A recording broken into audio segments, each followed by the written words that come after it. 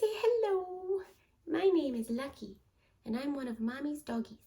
Yes, they'll be in my videos sometimes. This one's Lucky. I also have a doggy named Tucker, and he's adorable too, but he's different colors, huh? Yeah, so he might be in the background, but this is my first on the channel of book review. So this will be for April 2024, all the books I read this month. So the goal is to read at least a minimum of 2 books a month. My goal is at least 4 books a month. So as long as I'm within the 2 to 4 or more, then that's great. This month I read 5 books. So I'll just go through, I'll show you what they look like, and we'll go through each one. But just a brief overview first. So I read The Rules of Magic, which is a prequel to Practical Magic. The Whispering Dark. Again, I'll show you all these more up close and personal in a minute. Violet Made of Thorns. And then the set here, the Strange the Dreamer set. So this is the first book and the second book, Strange the Dreamer and Muse of Nightmares. All right, so I think we'll go in order of how I liked the books from least to most. So I didn't mean for it to be a YA month, but it ended up 4 out of the 5 of these books are YA books, which I ask my daughter sometimes to just pick a random book off the shelf, and I think maybe the YA colors attract her. I don't know, she's 11. So one of my least favorite books we'll start with is The Whispering Dark. I will show it to you first. So The Whispering Dark by Kelly Andrew. Now this one, I'll show you, it came with a thing. Where I got this was Owl Crate. So it has interior, and it does not have a reverse, oh, it does have a reverse dust jacket, I'm sorry. Reverse dust jacket, beautiful. And the hardcover is also really pretty. You can see the foiling there. It's almost rainbow silver. A skeleton hand holding a pomegranate. Yes. Okay. So, Whispering Dark. Well, first of all, I will go ahead and read the synopsis to you. So, Delaney is tired of being seen as fragile just because she's deaf. So when she's accepted into a prestigious program that trains students to slip between parallel worlds, she's excited for the chance to prove herself. But her semester gets off to a rocky start as she faces professors who won't accommodate her disability and a pretentious upperclassman fascinated by Delaney's unusual talents. Colton died when he was 9 years old. He woke several weeks later at the feet of green-eyed little girl. Now 12 years later, Delaney has stumbled back into his orbit, but Colton's been ordered to keep far away from the new girl and the voices she hears calling to her from the shadows. Delaney wants to keep her distance from Colton. She seems to be the only person on campus who finds him more arrogant than charming. Yet after a student turns up dead, she and Colton are forced to form a tenuous alliance, but Delaney and Colton discover the cost of opening the doors between worlds when they find themselves up against something old and nameless, an enemy that they need to destroy before it tears them apart, and their forbidden partnership. So, again, it's YA. And I have read amazing YA books. I'll get to those later today too. I love the series by Vanessa Len. So first, I'm kind of newer to YA, and I thought I'd give it a chance. And for the most part, it's half and half. Either they're awful standard YA tropes, or they are good. This one unfortunately falls into not great for me. I gave this a 2.5 out of 5. So it's 386 pages. I would say it's a horror / demon type book because the spirits that take over. And anyway, so the pros for this is it had a really good pace. I think it kept up really well. I think that's probably just standard of YA books. You can't be explaining things too much because otherwise you're going to lose your audience, right? So they have a very good pace, I thought. Also, it had a good amount of mystery. It was pretty mysterious. Partially, I think, because of confusion, to be honest. There wasn't enough explanation. So into the con section, conversations with this book were very, very YA. Very like, oh, you suck. Oh, stop it kind of stuff. So, they didn't get very deep into their conversations, I thought. Also, the character development was not very good. They didn't take the time to explain the connection between these characters very much, between what happened when he died It came back to life. You'll find out that she was very important to that for him. But they're just, you don't really find out between what happened then and happened now. You don't find out much about that time period. You don't find out how much the characters develop anyway. They just kind of throw them at you and hope that you don't care. Also, yeah, like I said, knowing more about their past, what happened after he broke through the ice, what happened with his parents, what happened with his life, how did it change him as a person, none of those. And I think those would be interesting concepts to think about. Also, the ending made no sense. It was just confusing. It was a confusing, weird ending. I'm not going to ever in my stories give away too many spoilers, but the ending really left a lot more questions than answers. You could have taken it a couple different ways. Maybe that was the intention, was to have it kind of be open-ended. And the last con I had was that their love was not realistic. It just wasn't. There wasn't enough of a build-up. There wasn't enough of explaining things. They have you assuming that they have a lot of past in all those years, but they don't explain it to you. In any meaningful or long way. So for me, that was a 2.5 out of 5. We'll go to the next one, which is Violet Made of Thorns by Gina Chen. Also got this one from Owl Crate. Also had an inside paper here. The inside artwork is really cute and celestial here. On the other side is the same. The reverse dust jacket. The book is really pretty. Reverse dust jacket here. I could get a hold of it. And I feel like this is a very standard trope for dust jackets. They're at a ball. Which was actually a very small part of the book, but, All right, and then the hardcover itself here is beautiful. And the side. And I love the purple book. Purple's one of my favorite colors. This one, same thing as Whispering Dark. They had no fun edges. They're just white edges. I'm trying to collect more special editions. And these both are special edition books, but they don't have as much going on as some of the other books that I have in my collection. So I will read the synopsis to you. Violet is a prophet and a liar, influencing the royal court with her cleverly phrased and not always true divinations. Honesty's for suckers, like the not-so-charming Prince Sirius, who plans to strip Violet of her official role once he's crowned at the end of the summer, unless Violet does something about it. But when the king asks her to falsely prophesize Sirius's love story for an upcoming ball, Violet awakens a dreaded curse, one that will end in either damnation or salvation for the kingdom, all depending on the prince's choice of future bride. Violet faces her own choice, sees an opportunity to gain control of her destiny no matter the cost, or give in to the ill-fated attraction that's growing between her and Sirius. Violet's wits may protect her in the cutthroat court, but they can't change her fate, and as the boundary between hatred and love grows ever thinner, Violet must untangle a wicked web of deceit to save herself and the kingdom or doom them all.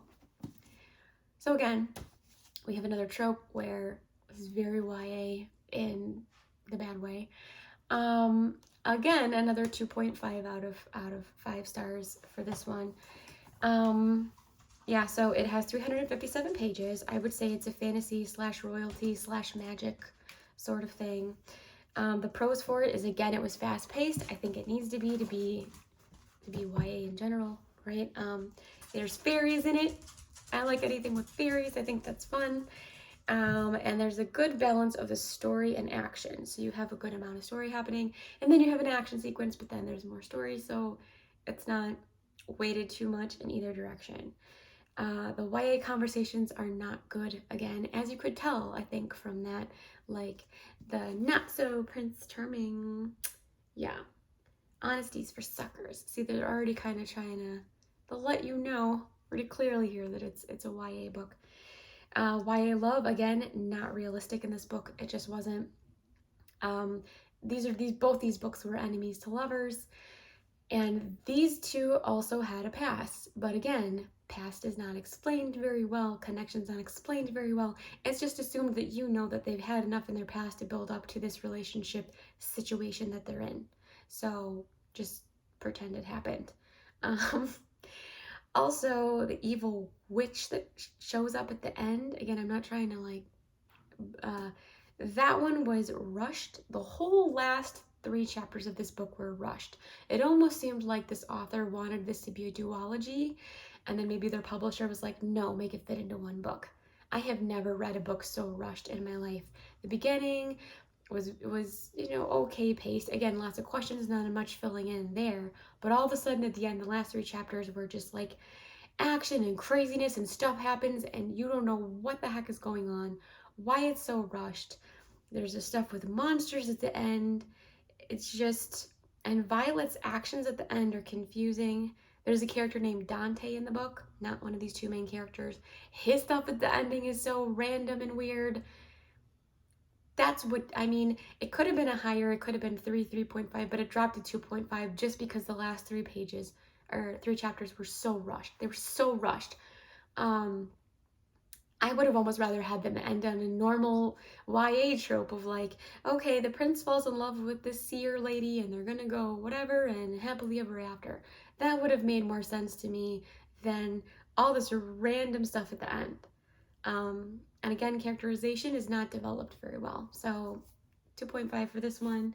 I would not read either one of those again. Okay, next one, if we're going in order of the ones I like, is The Rules of Magic by Alice Hoffman. Got this cute little thing of like what people think about her, and it's a paperback, so it's not gonna have anything fancy going on like the other books.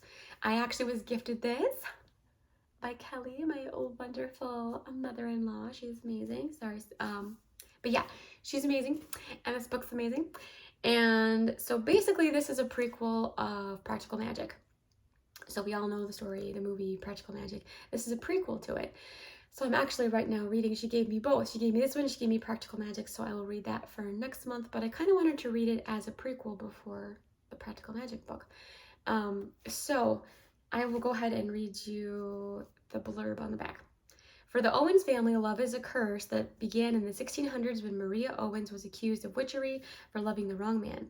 Hundreds of years later, in 1960, New York City, at the cusp of an ever-changing world, Susanna Owens knows that her 3 children are dangerously unique. Difficult Franny, with skin as pale as milk and blood-red hair, shy and beautiful Jet, who can read other people's thoughts, and charismatic Vincent, who began looking for trouble the day he could walk. From the start, Susanna sets down rules for their children. No walking in the moonlight, no red shoes, no wearing black, no cats, no crows, no candles, no books about magic, and most importantly, never ever fall in love. But the Owens children never adhere to rules. Desperate to uncover who they really are, The Rules of Magic takes us on a dreamy, unforgettable journey, both thrilling and exquisite, real and fantastic, reminding us that the only remedy for being human is to be true to yourself. Yes. So, if you recognize some words in there, some names in there from Practical Magic, you've got Franny and you've got Jet. It was Aunt Franny and Aunt Jet. Those were the 2 older ladies in Practical Magic. This story is about them as children. So you see the 3 of them being siblings and all that they go through and the hardships and heartache that they go through. Vincent, their brother, is never mentioned in normal Practical Magic, but in here you kind of hear of him a little bit. I didn't really like the fact that he's just kind of, well, how he leaves the story. It's almost like they needed to make sure he left because he wasn't really mentioned or seen at all in Practical Magic. And this one, just overall, I rated a 4 out of 5. It's a very good book. This paperback version has 366 pages. I would say it's about witches. I mean, if you have to categorize it, witches, magic. A lot of the pros are really good characterization now. So this one takes a lot of time to fully develop those characters. You really get to understand Franny. You really get to understand Jet and what they're going through and their emotions. Oh, here's the other doggy. This one's Tucker. It's my baby. This one's my baby. Yes. The other one's my daughter's baby. Anyway, good scene setting. They do a really good job of explaining the scene without over-explaining. Some people have a little too much floweriness going on, right? This one did a really good job. And it was a great setup at the end for Practical Magic. So at the end of this book, you kind of hear about those 2 in the next book as their children to lead you into Practical Magic. The Practical Magic we all know and love. The cons that one thing I didn't like about it, there weren't chapters in the book, which was confusing to me. They just kind of had these separations throughout the whole book. It's not a big con. It's just kind of like, if I was going to stop, I put my bookmark, you know, but when you have two like this, you kind of have to have it facing whichever place you're going to be stopping at. So that's just a little pet peeve of mine, is to not have specific chapters and to just have it go on and on forever.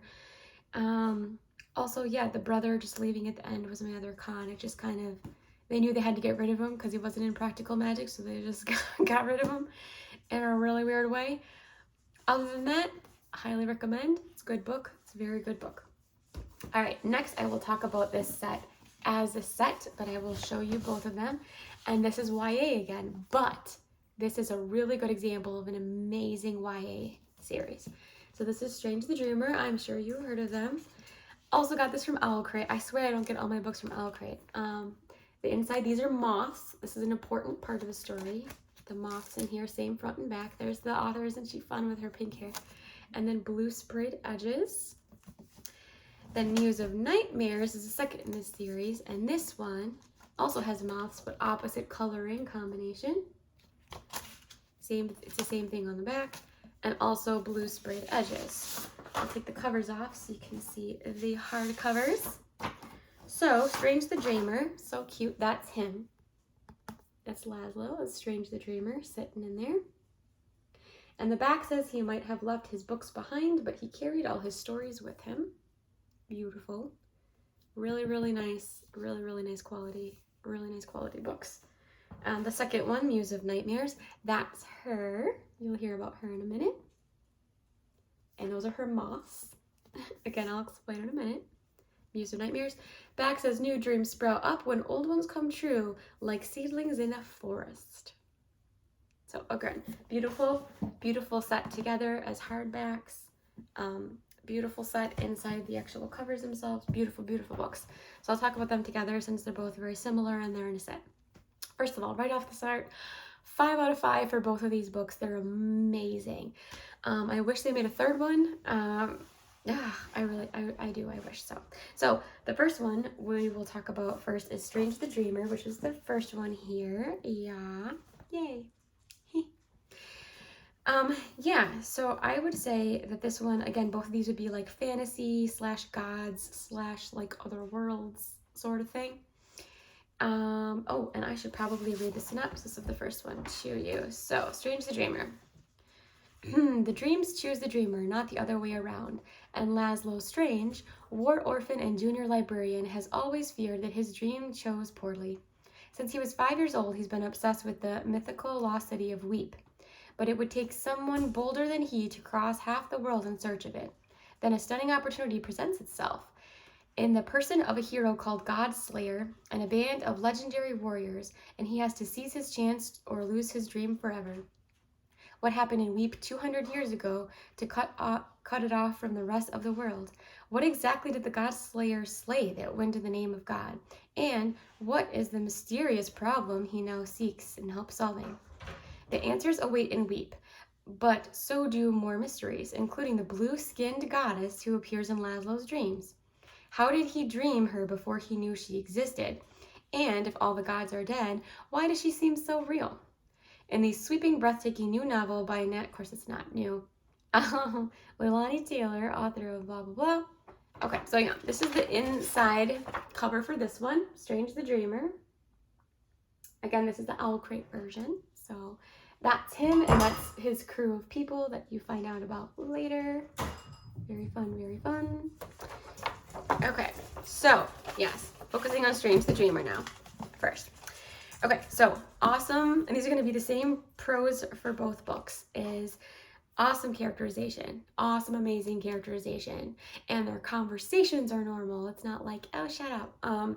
These are real conversations. These are real people taking a lot of time for characterization, not just what's happened with them, how they feel, how they're feeling, interacting with each other.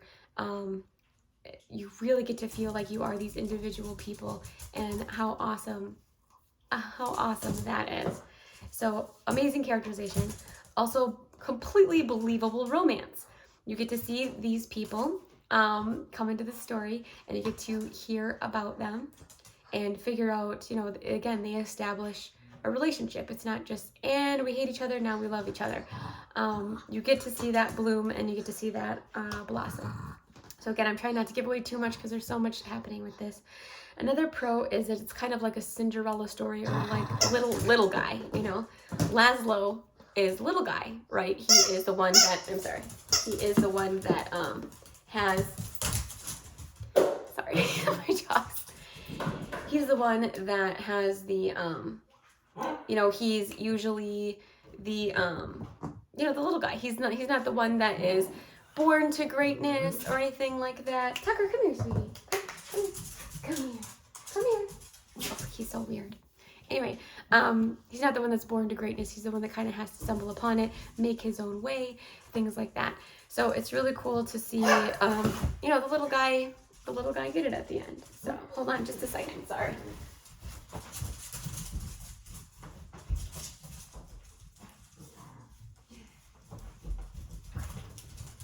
Sorry. He's back. He just really wants his toy, so we're just gonna have him chill with us. Yeah. Also, it's very addictive and inventive. So cool to think of these different worlds. So cool to think of these different characters. It's all really, really cool and really, really fun. So I would say. The only cons are the end of the first book of the series is devastating. You need to have the second one ready to go, or know that there's going to be a second one and it's going to be okay, because the end of the first one is such a cliffhanger, and again, it's just devastating. And but don't worry, it's fine. The second one, you're fine again. Yeah, and I wish we knew a little bit more about some of their past. They do delve into it a bit, but you know, just, I don't know, I like characterization, so I like knowing more about the characters. And the second book, Muse of Nightmares, same pros, it's amazing. The only con is that there's not a third book, because it's so great. It's so great. I guess I'll read you the blurb of Muse of Nightmares too. So in the second book, okay, in the wake of tragedy, see, I said tragedy, you don't know what it's going to be yet. Neither Laszlo nor Sari are who they were before. One a god, the other a ghost, they struggle to grasp the new boundaries of themselves as dark-minded Minyo holds them hostage. Intent on vengeance against Weep, Laszlo faces an unthinkable choice: save the woman he loves or everyone else. While Sari feels more helpless than ever, but is she? Sometimes only the direst need can teach us our own depths, and Sari, Muse of Nightmares, has not yet discovered what she's capable of. As humans and god spawns reel in aftermath of a citadel's near fall, a new foe shatters their fragile hopes, and the mysteries of the Mysterium are resurrected. Where did the gods come from and why? What was done with thousands of children born in the Citadel nursery? And most important of all, as forgotten doors are opened and new worlds revealed, must heroes always slay monsters, or is it possible to save them instead? Love and hate, revenge and redemption, destruction and salvation all clash in this astonishing new heart-stopping sequel. Of course, again, it's not new. These have been out for a while. Here's the inside cover of this. So the inside cover of the first book were kind of they're not really humans, but the humanish people. And these are the gods. So that's why they're all blue. Gods in the story are blue. This one is, if you read the story, you're gonna love that little angry creep. She's great though. Anyway, but yeah, so her name is Sari. So Laszlo and Sari, I don't know how you say it, S-A-R-A-I, Sari, I guess. They're the love interest ones, but there are so many other characters on both sides. I love hearing all the stories of the gods and, you know, the rules that they have and their world, and what happened to them was so tragic, but these ones that are left behind and what they're trying to do. It's just such an amazing storyline. It would take forever to explain. But real quickly, the moths on the inside of the book, the reason the moths are so important is because that is her power. So each of these gods have different power. She is called Muse of Nightmares. That's her, because her power is she screams out these moths. I know it sounds crazy. She explains it really well too, that she doesn't taste them or anything. It's like fluttering against her lips, and she sends out these moths to basically go into people's dreams. They land on people's skin and then they go into their dreams, and she was for years kind of terrorizing these people with nightmares via her moths because of what they did to them. So again, you can find that out in the stories, but there are such good books. I mean, it's amazing, so well written, and things changed a lot, but it wasn't jarring. They changed with, again, except the end of the first book, they change with enough pace that you can follow along and not say, did I miss something? What happened? Unlike those other YA books. These YA books are amazing. Amazing. I wouldn't have thought they were YA. I had to look it up and find out that way because I do not think they are. They're amazing. So yeah, those were the books in order from least liked to most liked for April 2024. I'll be back next month for the ones I read then. And yeah, so I'll see you next month. Bye!